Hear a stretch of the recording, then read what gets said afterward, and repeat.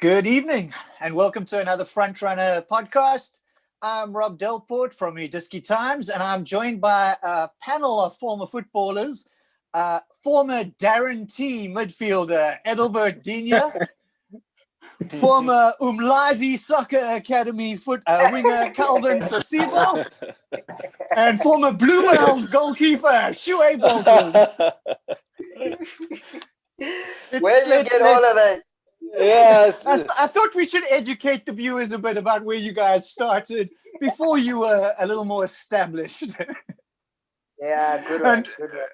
Welcome to tonight's little review in midweek. We're going to review both the DSTV Premiership games that were played this evening, but there was also the DSTV Player of the Month and Coach of the Month awards for December and January that were handed out to Brandon Trutter from Swallows and Rosé Gameldin from Swallows.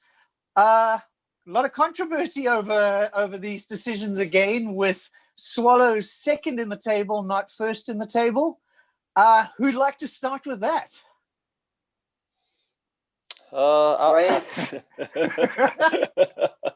Yeah, we were on the front runner show last night with regards to that and who I thought, and I dissected it a little bit, and looked at the 5 games that were played from the 5th of December, and for me was I would have agreed with the panel if they had gone with the 3 Musketeers at Mamelodi Sundowns. I also won't disagree if it were to go to Brandon Brackie's Trutter. So, but I did feel that Sundowns did deserve this one compared to the last one, and I know I got a lot of slack from the Sundowns supporters or football viewers about that. But yeah, I think this time around I would have given it to Sundowns. I just took into consideration, my opinion was that I took into consideration that they've played 2 CAF matches as well, and to maintain that form, and they had still the CAF also to worry about. I know it's not part of the league, but yeah, I just took that into consideration, knowing that the points that they've accumulated were exactly the same. The goal difference, Sundowns was a little bit better than Swallows. And then I also looked at the amount of clean sheets. I mean, there are 3 clean sheets in that 5 games, and I think that was good. I mean, and that deserved it a little bit more also. So that's why I leant more towards Sundowns. Before I go to Eddie and Sosa, let me play devil's advocate and defend Brackies, because the one thing that a lot of people are not taking into consideration is discipline. During that period, Mankoba Mgiki was sent off, so was not in charge for all of it. Also, Rulani was absent for a few games. And so it was a case of different coaches leading sometimes. So does that disqualify Sundowns from having a coach of the month? Definitely does. If you're looking at it, in a different discipline perspective, I think it definitely does actually steals the shine from Mangoba, because I think he should have been a good leader. And for Brackies, I would just say congratulations to him, because he has ticked all the boxes on behalf into getting this award. And Eddie, just to add to that, I mean, I know it is a monthly award, but this Swallows run is just incredible. I think it's February 2020 is actually the last time they lost a game. They went right through the end of the Glad Africa Championship unbeaten and have just taken this straight into the DSTV Premiership. Yeah, no, I mean, not taking anything away from Swallows, I think they've done pretty good. I think, I mean, if you look at since they have started the league, I think up to where they are now, I think they did absolutely great. So I think, yeah, credit. I mean, in my opinion, I think credit should go to him. I think he has done a tremendous job in terms of the teamwork. But in terms of the players, I think, we've seen a couple, like what Shoaib said, that, the 3 Musketeers at Sundowns. And also you have to give the credit to Themba Zwane. I think he has done a tremendous job for Sundowns. I think he was also one player that was gunning for the monthly award. And of course, Bradley Krobler as well. Yes, You know, 100%. to be honest, maybe he hasn't been on TV as much, but Bradley's been knocking those balls in the back of the net. Yes, I mean that's exactly what everybody wants to see. You know, I mean, for a striker that has been scoring, I mean, his scoring ratio is every goal per game. So, you know, when you have a striker of his caliber, I think he also deserves to be there. I think also we need to maybe be accustomed. Sorry, Shoaib. I think maybe also I think we also need to know in terms of the criteria, in terms of how they do their selection, because this is too tight from the coach's side, from the player of the month. I think it's too tight. So I think maybe if knowing the criteria exactly in terms of what's going on, maybe we can have a different perspective into how we actually register on how the award is being given to a player or a coach. We know also, in the case of Mangoba, it was the most of the fallout points that he actually got flagged for was for the discipline. But for Brakis, it's all congratulations to him because he's assembled a very well blended squad, and I think it's deservingly. So for him, I think that one doesn't need to actually be scrambled about. I think it's just obvious on that one. And the play of the month, I think that's a one that is a little bit challenging. Yeah, also, I think a lot of people have mentioned on social media that Rizé Gamaldeen has scored a few of his goals from penalties as well. But, you know, I mean, obviously, I've been fortunate enough to see Rizé in a couple of teams leading up to this. And to be honest, he's actually been in this kind of form for a long time. But sometimes it's the form of the team that also affects a player standing out. And I think him being in a winning team has made a lot of people notice him a little more. And perhaps that made his star a little brighter than Bradley, who's been in this form for also quite some time. I think sorry. So okay, go ahead. No, go for it, Sos. I think with Gamaldeen, what happened is he got into a team where he revived himself. He got a lot of belief in terms of the team support, moral support, compared to where he was. I think also him being a changed man and understanding that what he needs to do, fully focused on football. I think this is actually have given him a glance, or everybody's actually talking about him. He makes good runs into the box. His conversion rate is absolutely magnificent. So that should not be left untouched. And I think for a player like Gamaldeen, who has been on form but not being noticeable, reason being is because of his behavior off the field or him not actually rising to the occasion. But now I think he's gotten to a coach where that he believes in him, and also him wanting to actually achieve better things in his football career. I'm sure he wants to put maybe a trophy on his cabinet or be collecting those trophies as he's been collecting now, being the player of the month.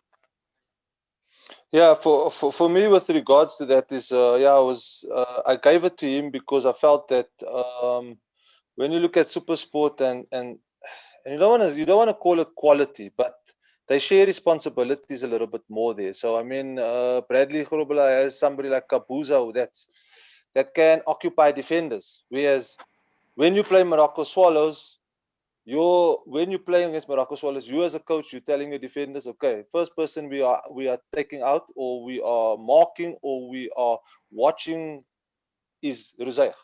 Whereas if you play against Super Sport, it will be Kabuza, and that is why Bradley's scoring so much now. So I think Bradley, they've got a good combination where Kabuza's taking a lot of the defenders, and he's just coming in the blind side to a certain degree, and that is where he's getting most of his goals. With regards to Rizé, I think where Rob is heading was 2019. Was it end of 2019, 2020? Rob, he was on 11 goals in the Glad Africa. Yeah. For Steenberg, and then Chippa signed him in January. So I think he's already he's matured in all departments, and I think now he just wants that success now. And I think Swallows and also being released by Chipper was maybe disheartened him a bit, and then he realized and he also wanted to show the country what he's worth, and he's just in a very good setup now. So I think he's still going to grow, and he wants a little bit team success. He's been a good player and he's been at decent clubs, but he doesn't have deep team success. So I think that is what his motivation is now at the moment. Are we going to see this controversy for the January-February awards, considering that what we're going to lead to now, the results from tonight, Sundowns 2 draws to start it off with, means that that it might not be the best month for the 3 coaches with quite a few games to play unless things turn around soon. Yeah, for me, it's I think when you're talking about this evening, they created a lot of chances and they were extremely unlucky in certain instances. Yes, I think I expect a little bit more from Erasmus with his quality. I mean, the first opportunity where Jackson Mamkhani made a save, but I think he should have been a little bit more composed for a player of his stature. But then again, also they were also extremely lucky if you look at the bad officiating. All in all is, yes, you can ask yourself, did Sundowns deserve to win the game? To a certain degree, yes, with the amount of chances that they created. But also they were extremely lucky because if Bloemfontein Celtics was a little bit more clinical and a little bit more composed, because I enjoy Bloemfontein Celtics, and that's why I tweeted. When I asked the people out there, what is your predictions? And I said it's going to be an unpredictable Bloemfontein Celtics because they can be very poor at times, and then they can give a performance like they did this evening, which was pretty awesome for me. So I enjoyed it. And to come back to answer that question, Rob, is, yeah, I think you can't really say the wheels are falling off or there's issues at Sundowns because they played well and they created chances. I think if 1 or 2 of those chances go into the back of the net, then they'll be, playing the way they normally do. And from a non-former Bloemfontein Celtic player, anybody? I mean, Sundowns tonight were very dominant, I thought. Yeah, I think Eddie, Calvin. I think on my side, what worked more for Celtics was that they applied a medium to low block, which is they defended mostly into their half. They set their pressing traps very well because they always look to play on the counter attack. Sundowns being very wary with Palani, who was dominating the midfield. That's why he even actually got in the man of the match award. So I think within a few substitutes that were made by Sundowns in the second half, they looked more dangerous. They started creating chances, and the defensive organization also starting to actually flourish. Yes, the tempo of the game went down a little bit. It started on the high, but Celtic was the one that was actually not applying themselves into a more offensive role, but wanted to soak pressure from Sundowns, and which it actually worked for them.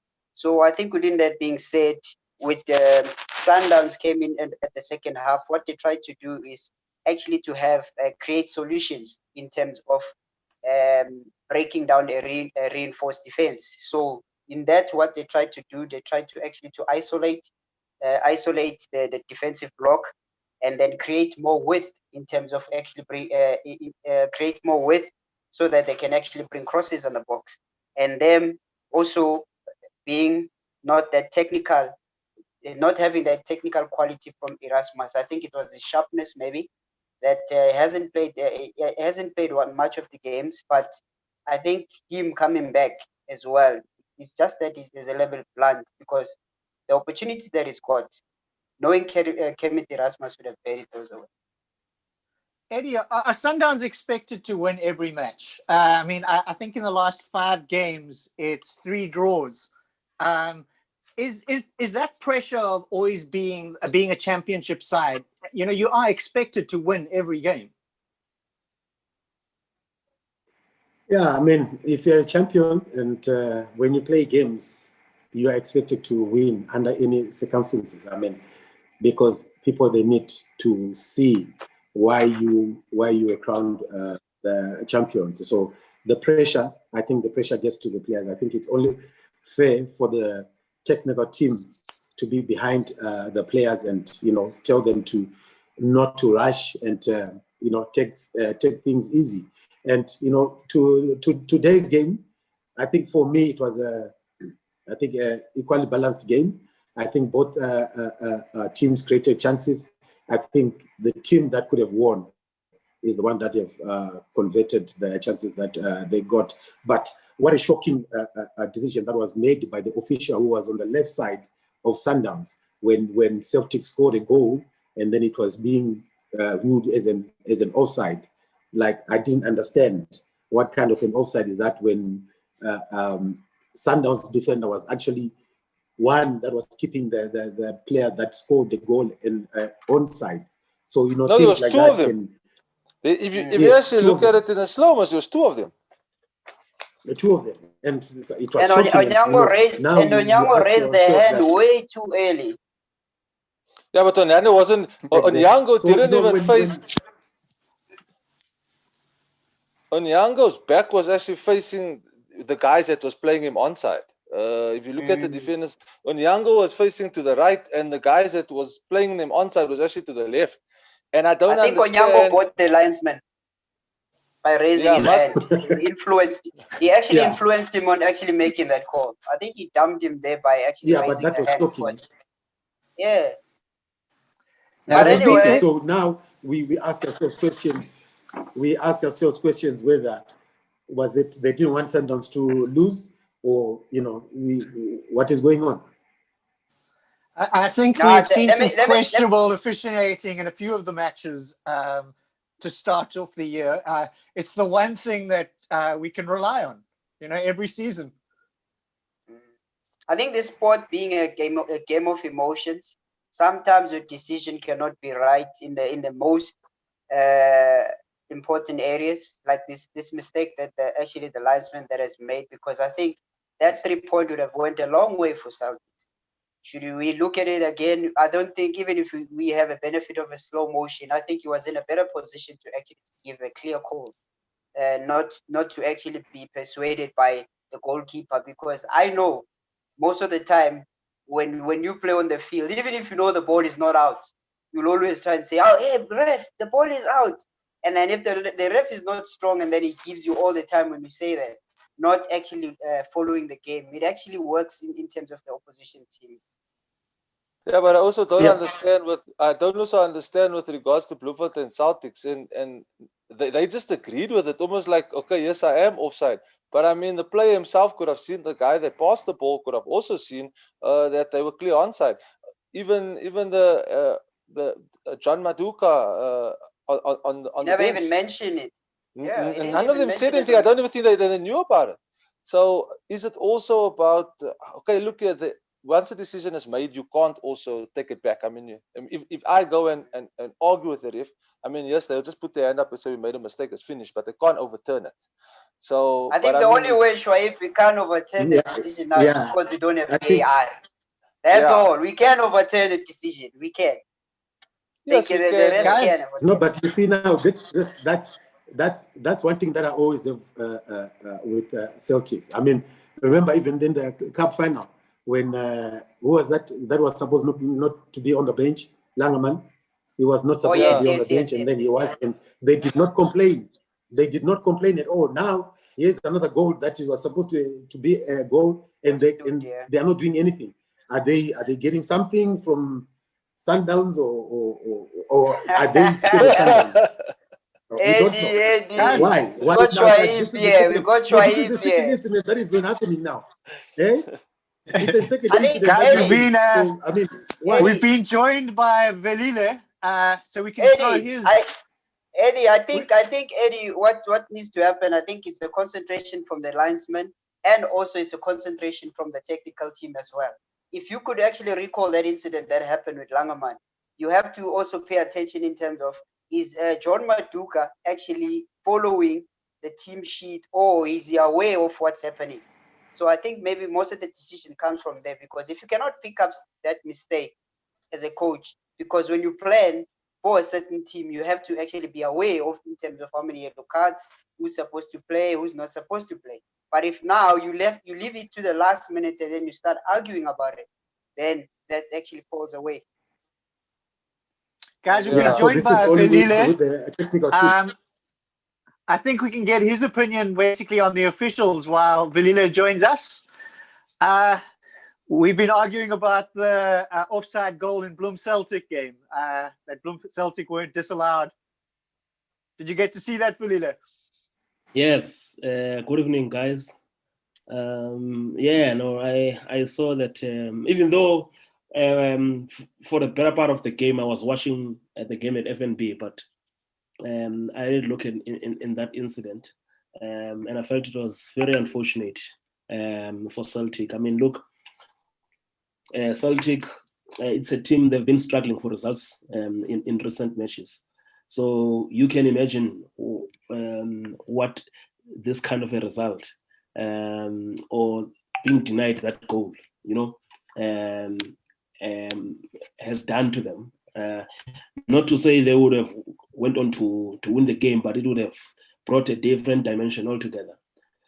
So for them to be denied a clear goal like that, it's so unfortunate. And look, this is not the first time, especially this season, we've been complaining about match officiating, and it's not only happening in the top division.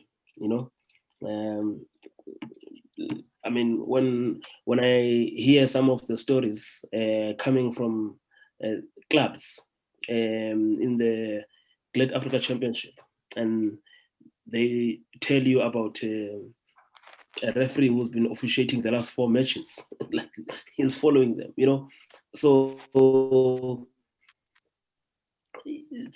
these things are really confusing, But I think when it comes to the top division, like we said in one of our recent discussions, was the issue of a VAR is now inevitable,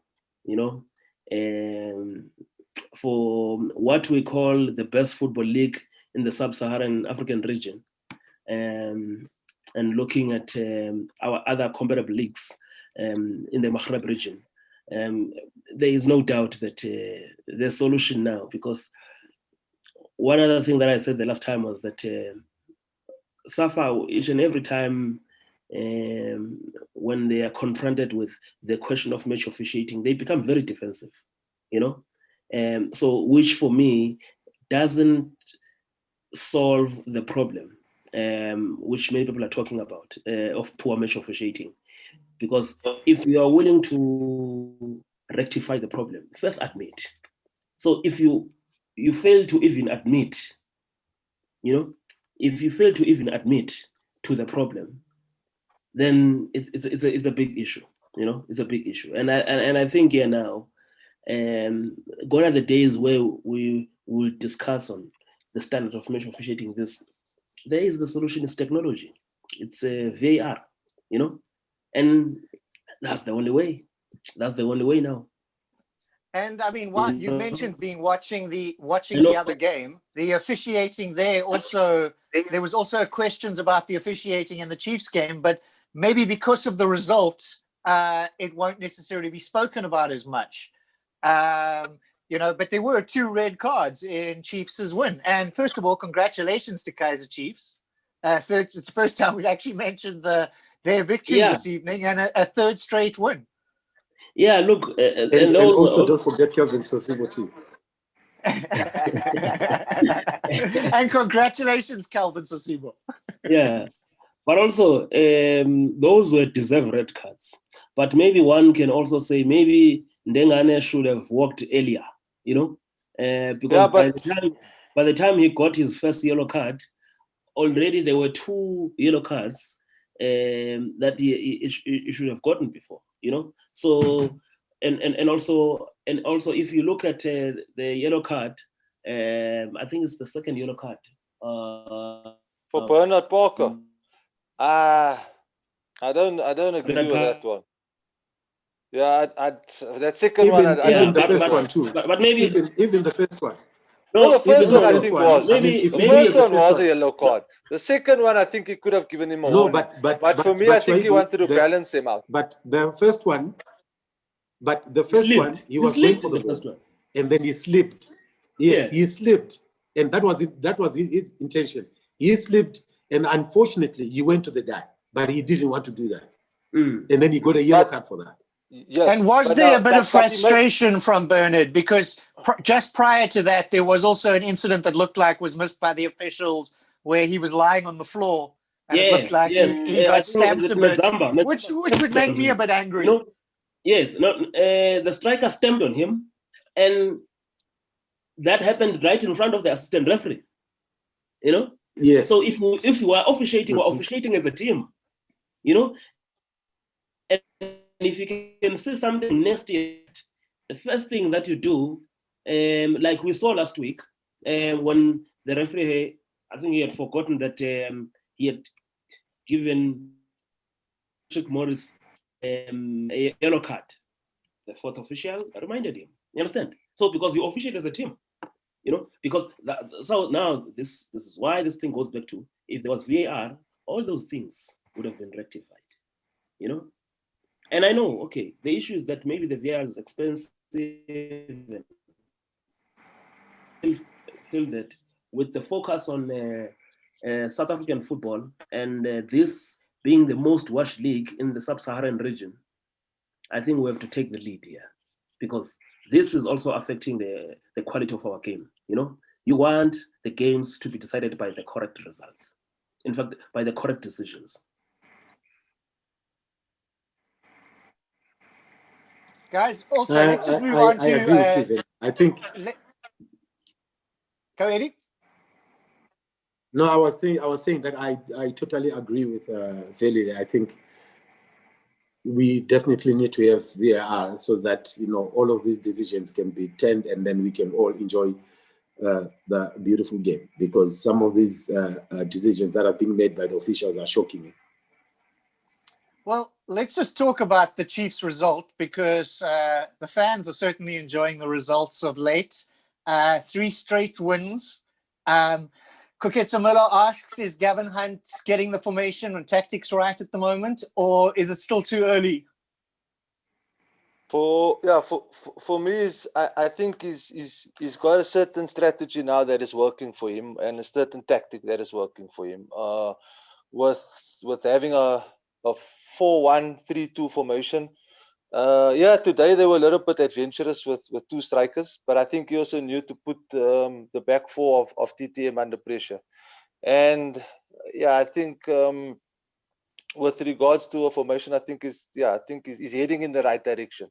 We want to congratulate Kaiser Chiefs at least for their first home victory of the season, which I think is something that they've been looking forward to for a while, their league victory.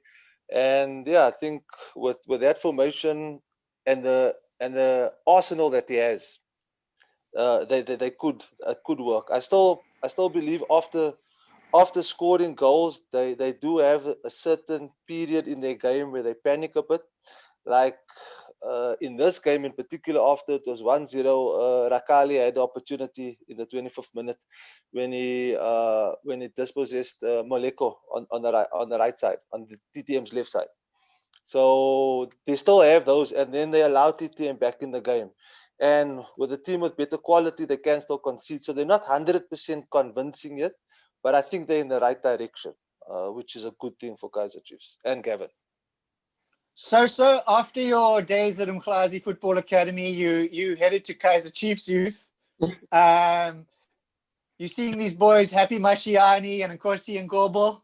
Does that excite you, seeing those guys leading the way as well?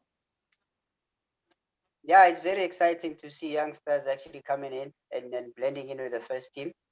Credit needs to be given to the people that have developed those players to be top athletes. I think they're actually stamping their foot. They're actually raising their hands that they want to be counted into the history of this team.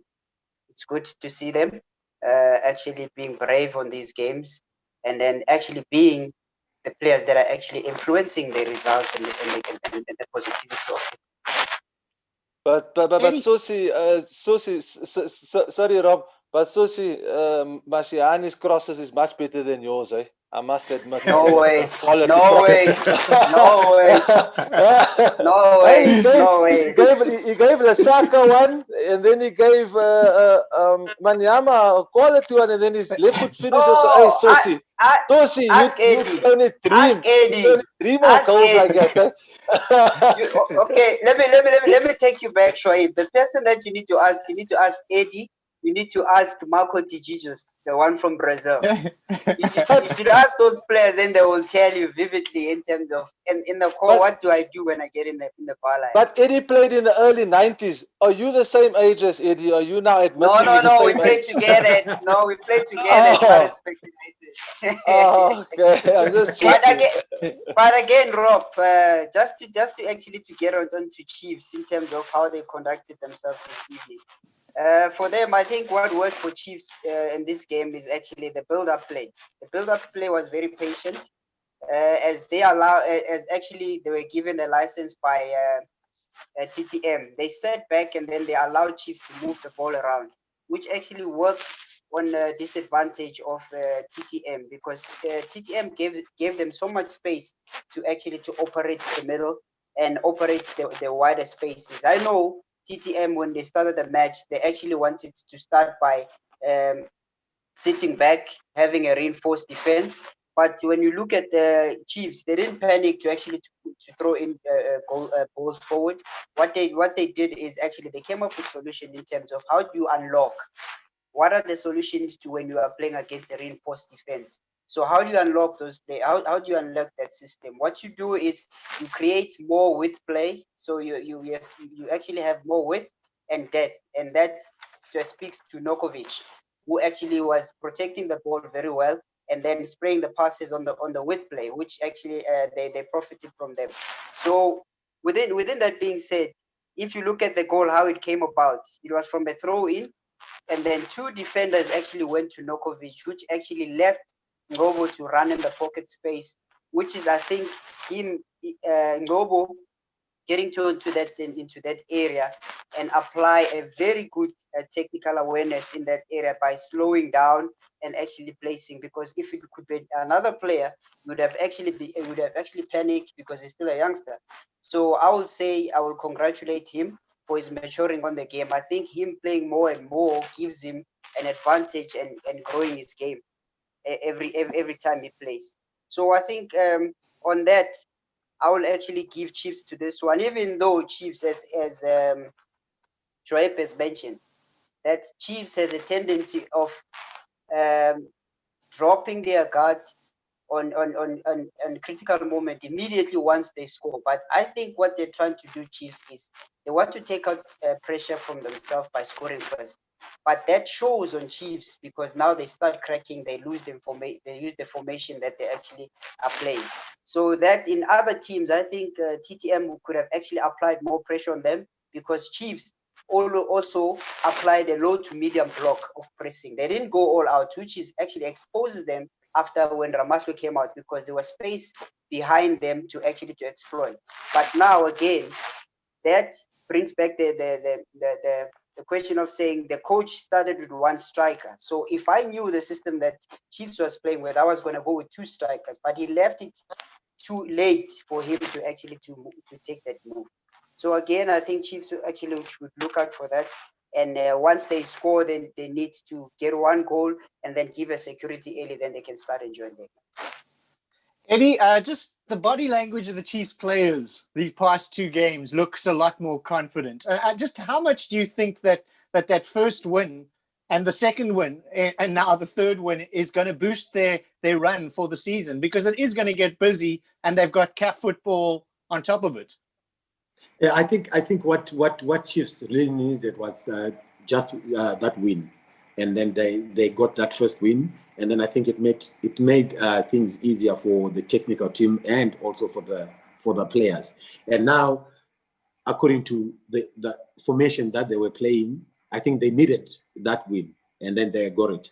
And now, if you look at their second game that they've played, different players again, and then they got the result. And in today's game, it was another also different players, different formation, and then they got the win. And then also there was a time whereby I was very impressed with especially the midfield, whereby you would see Macheke, who's 21, Nobo 21, and then Bloem 21, and controlling Kaizer Chiefs midfield. And then I think as time goes on, then they realized that they needed somebody that is an experienced player. Then I think they took out, I think it was Zuma, or if I'm not mistaken, and then Parker came in. For Parker. Yes, and then Parker came in and then started also, to control so that these boys, they don't get lost. But I will talk about Novo. The first time that I saw him, when I was with Arthur, he was 13 and he was playing for under 17. And then when he turned 15, he was playing for under 19. And then now I'm not surprised that he is a Kaizer Chiefs material, because the boy is absolutely fantastic. I mean, he is a boy that you easily love to watch him play, and he does simple things. He is very skillful. He is very clever, and he knows which spaces to get into so that he can score goals. I think with Cape Town City, it happens. We have seen it, score a goal again, similar to the one that is scored today. But today's goal was, out of this world. It was, you always see those when you watch European leagues, and for him to do something those like were my that. days, Eddie. Talk about me. Those were my days. I had to score things. So I think, come on. This think reminds me of earlier this season, when people were talking about Mshini, and Coach Kevin said the only thing that's just missing now is him scoring goals, and always been his thing.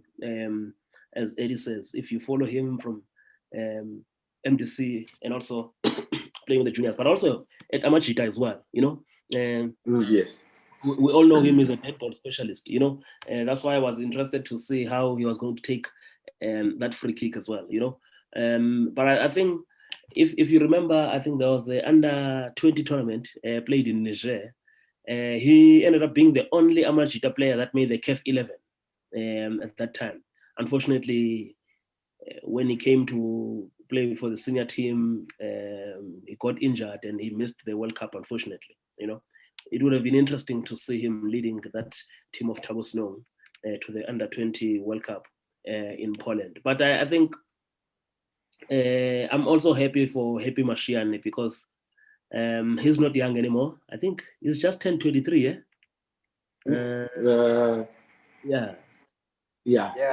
Yes. I think it's just turned 23, and if you look at the time from when he was promoted and now, we should have seen a lot of progress, But I think also with the situation that Kaizer Chiefs finds himself, injuries as well. Yes, and injuries as well, is giving him that opportunity. And for someone who also prefers to play with like Gavin, a player like Machine becomes an automatic choice to use, and especially right now, the way he's also introducing him, he started with him in the game, because what I've learned with, sometimes you will have, because I saw people were frustrated that Mshini was not starting in some of the recent matches.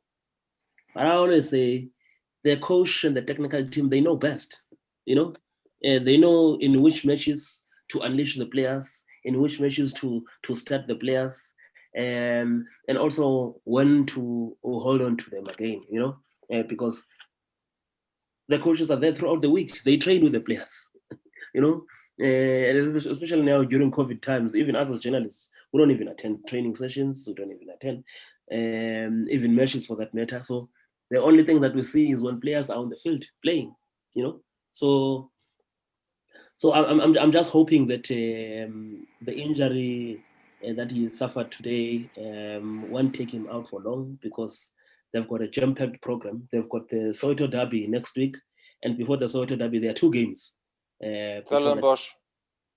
Stellenbosch, and also Baroka next week. Yeah. So, but I think for me, looking at how Chiefs has bounced back, because this is bouncing back. 3 wins on the trot, 2 clean sheets in the process, to also accompany the clean sheets they've been picking up in the CAF Champions League. I think they are picking at the right time. And it goes back to one of the things that I had said last week as well. When we were discussing, remember in studio, we were discussing the issue of should they take the Champions League serious or not? And I said, why not? They are in the group stages already. You know, they are drawn there. And we should not read too much to their performance. You know, we should not read too much to their performance in the PSL, because I think at the time there was about 7 matches. There's about 6 to 7 matches that are left, you know. So now we look at those games. These are the games which are giving them momentum, and they will take this momentum back to the Champions League, you know, because the Champions League group stages is a different monster. I dare say that the Champions League is even bigger than the PSL. Well, we've discussed 3 of the PSL teams that have played tonight. We haven't discussed Chakuma. I see Kuketsa also has a question about them. There's a lot of incidents happening off the field being reported. Visa, you tried to ask the coach in the press conference this evening, is it affecting the team? Unfortunately, he said he's only going to talk about the game. Is it affecting the team? You know, they're in a difficult situation, Chakuma, at the moment. And if any of these reports are true, it's a difficult situation. Visa, do you want to just start with that, considering you did try to ask Coach Joel?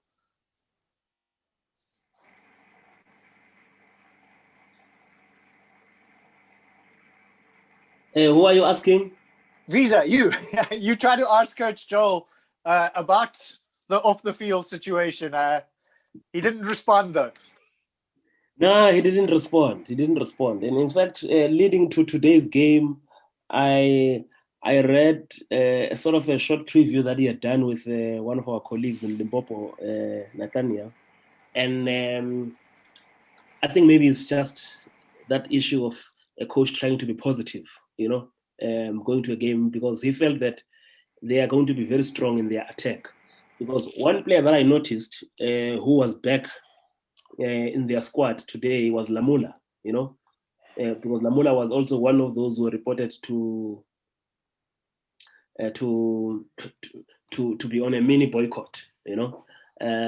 But look, as I was saying to the coach, you just look at their last 5 matches. 5 matches, 4 losses, 1 draw, 11 goals conceded. And if you look at Chakuma, this is not the Chakuma. Chakuma in previous matches, if they are losing, especially last year, if they were losing, it will be just a 1-goal margin, very tight matches. But now you see, the problem is that when the quality players start to stay away and there are issues, then you start to see now even the quality of play deteriorating. You understand? And this is simply something that is going to drag them into the relegation zone, you know? Because that's why the coach obviously because it was an official press conference and he cannot go official on some of these things. So he didn't want to comment about this. But it's well documented, as I was saying to him, the financial problems of the club. They do affect him. If some players don't even train now, I mean, where's Ngele? We're talking a star performer of their first 5 matches. You know, they were forced to sell Shonga, you know, and it's a story that's out there that the players are not receiving their full salaries. Some have not been paid. Even himself. Sure. Sure, you were part of a club in a similar situation where they were forming from nothing in Cape Town City, but you never had any of these sorts of issues, and you guys won a tournament within your first few months. Everything was positive. Do you think that sometimes people go into this process of starting something before they're ready, where maybe John Komitas was at Cape Town City? Yeah, that's chalk and cheese. I mean, John Comites has been decades in football. I mean, he was part of the formation of Ajax, the collaboration between Seven Stars and Cape Town Spurs to form Ajax. I mean, he was part of them going to Ajax Amsterdam and forming this whole collaboration. So it's chalk and cheese, and we've had this conversation right at the beginning of the season, and when problems are already occurring when you're in the Glad Africa. I mean, there was unpaid players that was going to the players union in the Glad Africa, and you're struggling to pay your players there. uh, you only gonna, I mean, yes, you're gonna get a grant that's higher, but you still won't be able to maintain with that. So for me, it's all about the administration. John, I mean, we started Cape Town City with 13 players. He just took 13 of Pumalanga Black Aces players. There were 13 that were still contracted. He took those 13 and he said, but he had a vision and a plan, and he knew ways money was coming to pay the players each and every month. Now you go and right at the beginning of the season, and you're saying, oh, I have Opa Manisa, I have Malungwani, I have Lamola, I have Nonyani, I have Ngele, but these ones are coming at big packages. It's very easy to say what you want, but also can you maintain it? And that is what these owners must learn. But I also feel that they need to get more advisors and better advisors when it comes to administration. And it's very easy for owners to say, I want this and I want that, but you need to look and can you maintain it and can you keep these players happy? Yes, when you look at somebody like TS Galaxy with Tim Sukazi has been in football for a very long time and he knows the ins and outs of it. So for him, it was a little bit more easier. But I mean, when you have owners like this, and then you just see another. So there's only one way you're going to learn. You're either going to get relegated and then you're going to learn and then you're going to come back up. Exactly what Chippa and Pangesi did. The same thing. He learned by going down, coming up, going down, spending money, up and down, up and down. And you see a TTM following suit in that sense. And it's sad for South African football because this is not what we want. Like Veli was saying right at the beginning, we are the biggest and the most best run football in the sub-Saharan Africa. So and now you're seeing these things that can be seen internationally, and it's sad for me. It's sad for South African football.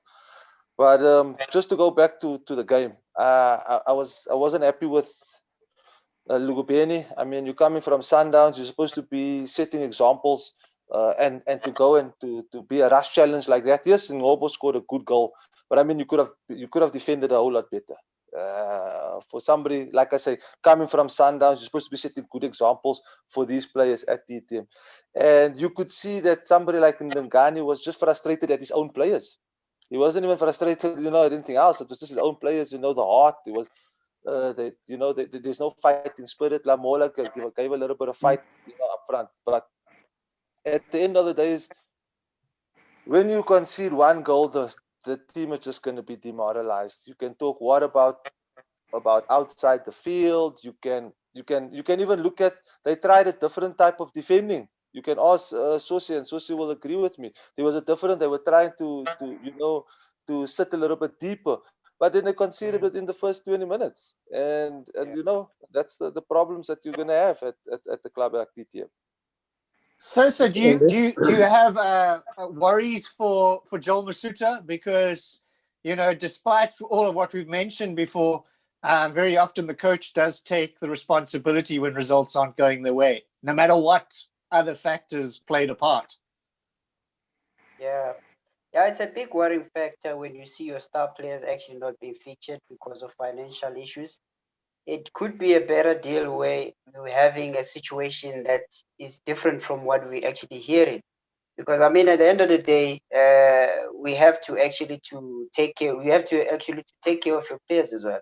If you take care of your players will perform for you.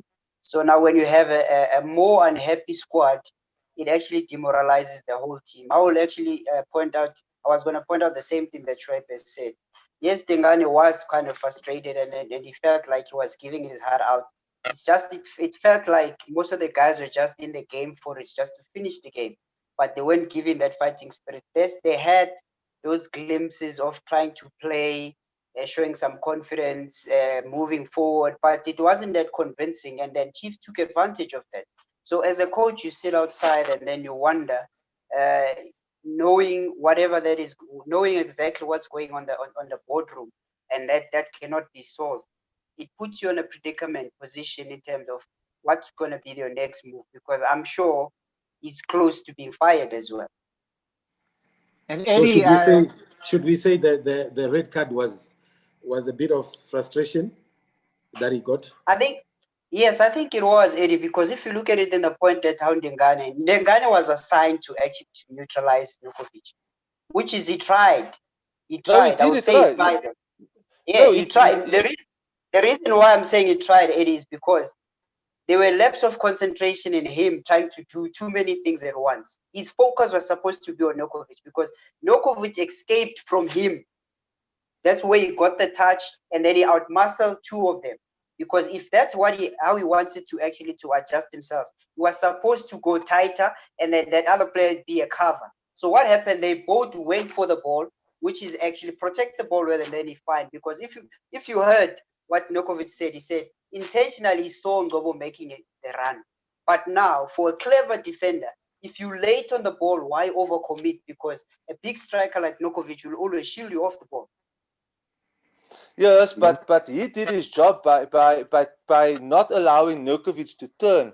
Where his frustration is that he is marking Nurkovic, but now the people that's supposed to be covering him, those are the ones that's not doing the job. Lukubien is supposed to be seeing the runner because that's the only player. He's got Nurkovic. Now Nurkovic can't turn. He can only play backwards, but now he plays an overhead kick to Ngobo, and Lukubien is busy reacting to it instead of anticipating. And that is why he was frustrated. He's doing his job by being tight, but everybody that's supposed to be covering him is not covering him. Then you have another midfielder. Sorry, Susi. Then you have another midfielder, Ndlodlo, that is hitting 5 shots from 40 yards out. Are you playing for yourself now? Are you playing for yourself? Sorry, you can continue now, Susi. Yes, no, I think. Sorry, so let me take this one, Shoaib. Okay. I think for Jojo, I think you absolutely right that he was playing for himself. I think you know why he was doing that. I think he heard Kelvin last time when we did the interview that you need to play yourself, play so that the teams can literally see you and then they can sign you. So I think that's what he was trying to, I think he heard Kelvin last week. Yeah. No, I think just to go back on that one, Shoaib. Just to go back on that, Shoaib. I think the first things first as a defender. I'm going to use myself as an example if I'm playing left back. If I'm going to allow a winger to actually to touch the ball or control and turn and face me, I'm gone, boss. So the first thing was, do not allow him to have a comfortable touch. A small nudge to him he would have lost control of the ball. Yes, I understand the frustration that was there, which I'm saying, Shoaib, it's lapse of concentration. He could have went earlier to Nukovic so that Nukovic does not become an option to be played the ball at the first place. That's where my point is, because him being able to control still, because now they think that he's got it under control, but he still controls the ball and then finds Ngobo. So who do you blame there? Because the first point of reference was don't allow him to have a touch or nudge him. So make him uncomfortable. But he's one of these exceptional strikers that he is very difficult to play even when his back is towards you. You can't get that ball from him and he can still bring it down. I mean, he almost passed the ball with his chest to Zulu at one stage from a long ball. So he is that good. Yeah. For me is as a defender, and Eddie will tell you, is just to stay tight behind him and just make sure that he obviously plays backwards. But I mean, that's what I'm trying to say. Yeah. That's what I'm saying. That's what Ndengane could have applied, because he knows he's an experienced defender. Ndengane, it's not somebody that is ill-experienced. He knows the player. He's watching him day in, day out when he plays games. So what I'm saying is, Ndengane, if you would have been tighter on him and allow him to play a negative pass, which is playing it back to his own half and allow his defense to actually push up, but he allowed him to feel him. the first thing you know, Shoaib, once a striker feels you, he's gonna turn you anyway. And if you know that he's bigger and he's strong, obviously he's just gonna push you on the side and then score. You will never even come closer to Ibrahimovic if you're not that strong. So they'll always try and touch him and then make sure that he actually has the wrong feel. You touch him on the left, he goes on the right, and you try and block that ball. So somebody that's got a big structure like that, you have to be very worried, because once he touches the ball, just force him to go back. No need to foul him, just force him to go back. But if he finds a positive pass, that's a big threat. Yeah. Eddie, just when Vanilla, when do you the next game? They've got SuperSport, then they've got Celtic, and now they don't have Ndingani. How much are they going to miss him for this now? I think sorry, Vanilla. I think TTM is in their minds now, and with the players too. I think every game that they're going to go into now, they know that they're going to get 3. So it's there's no turning back. So every game it's 3, maybe 3 and above, and never know. Maybe 4. I don't know, because as long as the things are not sorted out, then the players will not give you 100%. Yeah, and also if you check now, they've got the second worst defensive record. They've considered just a goal less than Cape Town City. Baroka. No. Baroka, I think Baroka is 16. On 16. Cape Town City is on 18. Yeah, Cape Town City is on 18, and Chakuma has considered 17. But 17, yeah. If you look as things stand now, they've played more games than most of the teams. They are on 12 matches, and they are just above TS Galaxy there at the bottom. So it is going to be a serious challenge. And the dressing room also, it's very demotivated. And you will never know, because now with this window coming, you don't know even if they can still be able to beef up the team. How do you beef up the team when there are players who are complaining of not having received signing on fees? They can't even pay full salaries. Their players. Remember, there's another role, but I'll leave that story for another day because I'm working on it. Especially when you have not paid a player for 2 months, So there's a serious challenge there. But I think for me, if there was one moment which also kind of showed you the challenges and maybe some of the serious issues within the team, how Meshach Mapangule left the field when he was subbed just before halftime, and it was very interesting because in the post-match, Coach Joel was asked about that, and it was very interesting how he answered that one, that he wanted to play with 2 strikers.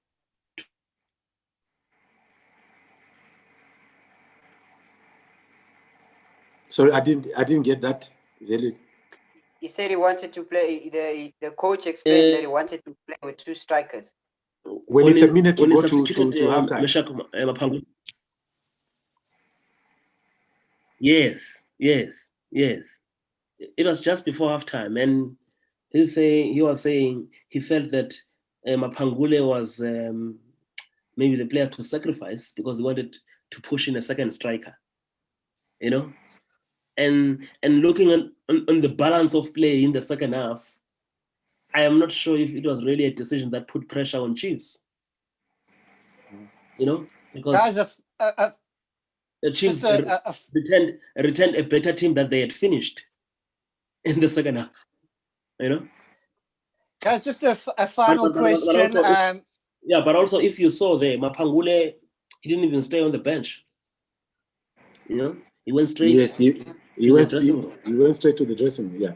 So this compounds matters. Just a final question. Kahomo's asking on YouTube about the clubs who haven't been telling us who, let alone how many players have tested positive for COVID. I know, Visa, you wrote a story about this last week with some clubs actually telling us it's affected everybody in both the Glad Africa and the DSTV Premiership. How is this going to affect transfers? How is this going to affect teams, going forward? Because, perhaps if they were a little more open, we would be a little more forgiving when we maybe see a team and we don't see a player there. In TTM's case, when we don't see a player there, our assumption now has to do with the contracts, but it could be other reasons. Well, look, for as long as me and you can't even go to the stadium, we're still going to have some of these issues. Because now I just feel that we are back like to the old dark days where we're, when you get a situation where we are all guessing who scored the goal, because there's no one there to report. You understand? I know that the league, they give us reports sometimes, but those reports, they come like 3-4 days after the game. It's already too late. You understand what I mean? So I think, and I'm going to be very biased here as a journalist, but also maybe it's the perfect time to be biased as a journalist, because the journalists inform the football fans. You understand? Because the matches are an event. And now that the fans can't even go to the stadium, you know what I mean? There's a certain hype that we're supposed to be there to build, to make the game even more exciting, Now I just feel that even that hype is dead. Dead. And for me, this links up now to what you're talking about, of the positive cases and all those things, because when it comes to the cases, I agree, okay, maybe to go on and say Eddie, Schwaib, and Kevin have tested positive, and maybe we're stretching it. But if we're saying this team of front runner here, there's 6 of us, and we've all tested, and out of the 6, 2 tests have came back positive, without even divulging if it's Rob or Verile who've tested positive. Now this, because that gives now the impression, that also says to the fans who are following a certain football team, say, hey, this thing is serious. My team is suffering from this, and they're open about it. So I think that one, because now, if you look at what other sporting codes, what rugby and cricket, they've been going, some of them going as far as postponing the matches, so that's why we welcomed it last week when Cape Town City, Chippa United, Amazulu also came out. You heard the interviews of Coach Mangoba, Coach Mirentop as well, because you must understand that there's no other sporting code bigger than football in this country. And whatever football does, has got a huge influence. Because even government, when we started the bubble, government was also using the popularity of football to drive the message. So I don't understand why we cannot still use football again to drive this message. Because by the end of this month, the language is going to move now to the issue of vaccine. And with the challenges that we're having now, the way to reach out to rural communities, township communities. I was listening to a commentator. In fact, I think it was Brian Matt. He was saying it's even easier now for the law enforcement agencies to get people to rush and beat the curfew and be at home, because football is playing. You understand? So the government can still use the football, but also football must play ball, and continue to drive this message. So that's how I feel. That's how I feel with the issue of transparency around these cases. Yes, I agree. Maybe the issue of coming out with the names, I don't agree with it. But in terms of coming out with the numbers, so that people can see the awareness, because gone are those days. There's no stigma now. But at the end of the day, is when I've had a COVID. team. I've had COVID, and I struggled from COVID. Yeah, but for me is if your international stars can do it, and like you're saying now, it's also they do it because it's used as a tool to build awareness that you not even the best of the best. Your Pep Guardiola's, your Zlatan's, your Cristiano Ronaldo even got it, but they used it in a positive sense. We in South Africa can also do that, so we should give names because at the end of the day, when Pirates loses. And for example, player X and player Y is not playing, and then they say, yeah, but we missed this one. The coach is useless. The coach is no. Say this guy is this and that. So it will also, besides the building awareness, it will also then the fans can also be a little bit more sympathetic to the team. Okay, we're sitting with 4 COVID cases in my team, and it's crucial players. Maybe that's why they're not playing well enough. Yeah, and we also live in a social media generation. So if you have an ankle injury and you're missing, and you don't mention the ankle injury, I assume you've got COVID because you're missing. Yeah, but look. That's why I've been watching how other teams are doing internationally. They just put up illness, But because for me, we also know sometimes the kind of a country that we live in. If a club comes out and say, we've got 4 positive cases, that's enough. You understand? That's enough. And because and you can see, I mean, this thing, guys, it's affecting us at workplaces. It's affecting all of us, this thing, So I don't see why. I mean, people have been asking now why Chippa United has been playing away. They've been playing away the whole month, and it's for a simple reason that last month, when the president had declared Nelson Mandela a hotspot, the way Chippa was struggling at that time. In fact, the way people in Nelson Mandela region were struggling at that time, Chippa had no choice because there were a lot of cases in the Buffalo City, but also there's not a proper field in the Buffalo City as things stand. And Chippa then applied to the league to play its matches away. So as much as consequently there was another update where a number of areas now, including almost all the metros, were declared as hotspots. So it was not easy to just change because Chippa had already submitted the request or the proposal to the league to play its matches away because they were the ones who were playing in a hotspot area.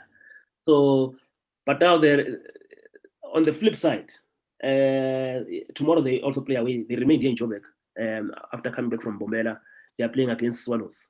But on the flip side, in the second round, they're going to have more away matches, in fact, home matches, which then they should use that to their advantage. So now you have to understand how this has also impacted on the teams and the costs that they go. I was reading a story, I think it was in the Sunday Times, where the chairman, Dr. Ivan Koza, was talking about that the clubs have to test every 24 hours before the game. Now, we're talking about clubs that are playing this past weekend, and all 16 of them are playing today and tomorrow. So they tested last Thursday on Friday to play over the weekend, and they tested again on Sunday and yesterday in anticipation of playing. Put them all on Discovery Medical Aid, man. It's all free on Discovery Medical Aid. Put them all on Discovery Medical Aid. They can go to all the Discovery outlets and have it tested for free. 850 times 35 team members. How much is that? Every my calculator is broken, so I can't count now. Yeah. Some go as far as testing 40 people. How much is that? Yeah, I was going to say, because of positive tests, some squads are a little bigger than they normally would be. You know, they've had to promote players up. We've seen it and this isn't even in the Glad Africa, where we've seen Cape Town Spurs promote 11 players from their ABC side, which had been inactive for a year. So, yeah, well, guys, thank you very much. Thank you, Calvin. Thank you, Eddie. Thank you, Shuaib. Thank you, Balile. It's been another episode of the Frontrunner Podcast. Don't forget to subscribe on YouTube. Good night, guys. Cheers. Maybe I think one question now remains, especially ahead of the big one this coming weekend. Sundowns versus Swallows. But remember, Swallows could be in the lead before. Exactly. In fact, Sundowns could also be third going to the weekend. And then it will work in Swallows' favor. If Swallows is top of the log playing against Sundowns, it's going to work in their favor. I think it's going to work in Swallows' favor. But also, you are forgetting. But it's a pressure too. It's a pressure being on top and then playing against Sundowns. But you see, with a team like Swallows it's not expected of them. It's not expected of them to beat Sundowns. You understand? So you're always going into a big game like that as an underdog, and that is when you play at your best. So that's why I'm saying it's in their favor to put the pressure on Sundowns. Sundowns has to come out. And what is Swallows' best at? Transition. Shoaib, I think the underdog badge has come out from Swallows now. Their team to be recognized. No, against the big teams. Guys, there's a lot of games. There's a lot of games to discuss tomorrow. So we could join up again tomorrow night to discuss that. We could have Dan Malisela say, "Listen, you guys, you talked about Swallows being on top. I just won my last game, and I'm gonna upset the apple cart tomorrow night." And I think I think we're all forgetting one team here. Sport United. Yeah. No, they're the dog horses. Super Sport. This could be a big week for them. They have Amazon at home tomorrow, and they then go away to Chakuma. Now. But don't forget the other team also. The game that I'm excited for is Arrows and Pirates. That's the game I'm excited about. Now you're talking. Arrows and Pirates. Arrows, one of only 3 unbeaten teams, Arrows. Yeah. You know? That is my excitement game for tomorrow. And for me, that Arrows team on the counter against Pirates, I'm looking for.